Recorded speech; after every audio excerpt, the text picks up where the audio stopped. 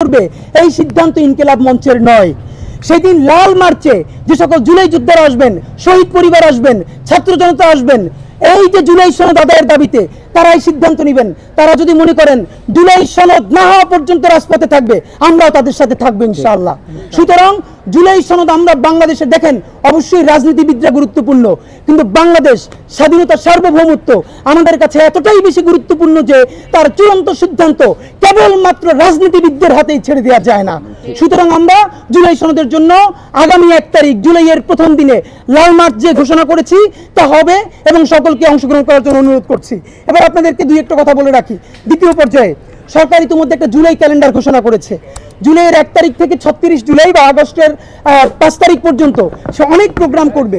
এখানে দুই একটা জিনিস শুধু মুক্তা দিয়ে রাখা মনে করি। নাম্বার 1, সে এখানে এই জুলাইয়ের যত স্টেক হোল্ডার প্রায় সবাইকে নিয়ে বিভিন্নভাবে সেলিব্রেট করবে যে অমুকের স্মরণে। দেখেন এখানে একটা মুশকিল হলো, দেখলাম রিয়া গোপের নামে একটা প্রোগ্রাম আছে, এরকম বিভিন্ন সিগনিফিক্যান্ট শহীদের নামে।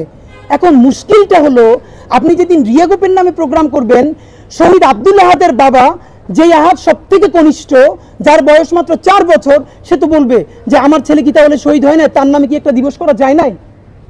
আপনি যখন শহীদ আবু সাইদের নামে একটা দিবস করবেন, তখন ওয়াসিমের পক্ষ থেকে বলা হবে একই তারিখে চট্টগ্রামে আমার সন্তান শহীদ হয়েছে, তাহলে কি তার নামটা নেওয়ার কোনো দরকার নাই? আমাদের ডকুমেন্টেড 1500-র বেশি শহীদ আছে, আপনি কার নামে করবেন? যার সাথে লিঙ্ক লবি বেশি বা যাকে নিয়ে আপনার পলিটিক্যাল ফায়দা বেশি তার নামে?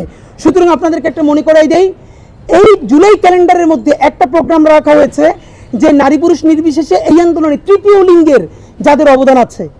খুব ক্লিয়ার একটা কথা বলি, তৃতীয় লিঙ্গ বলতে আসলে এরকম কোনো লিঙ্গ নাই। লিঙ্গ মানে বায়োলজিক্যাল লিঙ্গ।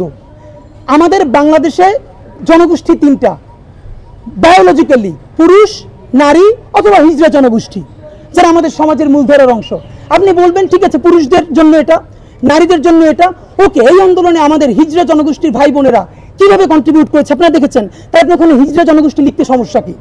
আপনি সেটাকে কৌশলে যে তৃতীয় লিঙ্গ লিখছেন, এই তৃতীয় লিঙ্গের মধ্যে পরবর্তীতে যে আপনি এটাকে সফটলি সমকামিতাকে আপনি আস্তে আস্তে করে নিয়ে আসবেন, এটুকুন আমরা বুঝি। এর প্রমাণ হলো সংসদ ভবনের দক্ষিণ প্লাজায় আপনারা যে ড্রোন শুট করেছেন জুলাইয়ের আন্দোলন কেন্দ্র করে শহীদদেরকে নিয়ে বিভিন্নভাবে আকাশে, হঠাৎ করে সেখানে এই যে সমকামিতার একটা সিম্বল, যে দুপাশে ডানা কাটা এই যে সিম্বল ডানা, সেইটা কোত্থেকে আসলো? আপনারা আমাকে একটু বুঝাই বলেন তো ভাই, এই জুলাই আন্দোলনের সাথে সমকামিতার কি সম্পর্ক ভাই? এটা কি মানে? আপনি এই আন্দোলনের যারা উপদেষ্টা হয়েছে, কেউ ম্যান্ডেট নিয়ে এসেছে আগামী 1 বছরের মধ্যে আমি সমকামিতাকে নর্মালাইজ করে দিয়ে যাব, কেউ ম্যান্ডেট নিয়ে এসেছে এই লবিকে আমি ওকে করে দিয়ে যাব, অথচ জুলাইয়ের ম্যান্ডেট মনে হয় কারো নাই।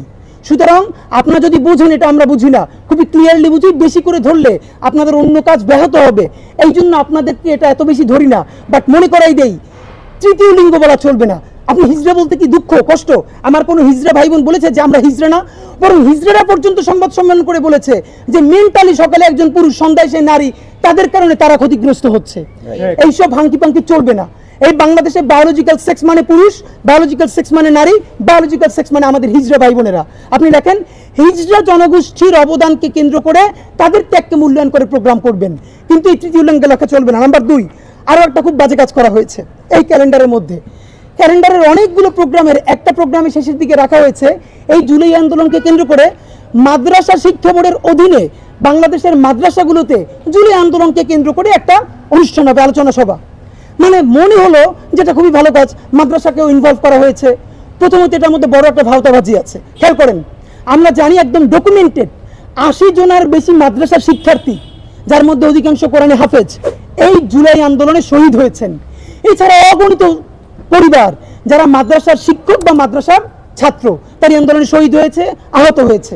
আচ্ছা, এই যে জুলাইয়ের মাদ্রাসার শিক্ষার্থীদের শহীদ, এইটা কি শুধু স্বীকৃতি মাদ্রাসা এলারাই দিবে, নাকি আম জনতার সারা বাংলাদেশের স্বীকৃতি দিতে হবে?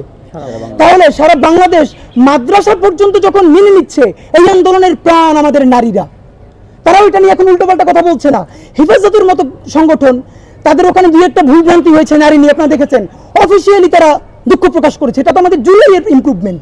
জীবনেও তো এটা হেফাজত করতো না, বাট করেছে। এখন আপনার কাজ কি? আপনি মাদ্রাসাকে দিয়ে মাদ্রাসার অ্যাকনলেজমেন্ট করাবেন? ঢাকা বিশ্ববিদ্যালয়ের নারীদেরকে বলতে হবে না এই আন্দোলনের একটা বড় প্রাণ ছিল মাদ্রাসা?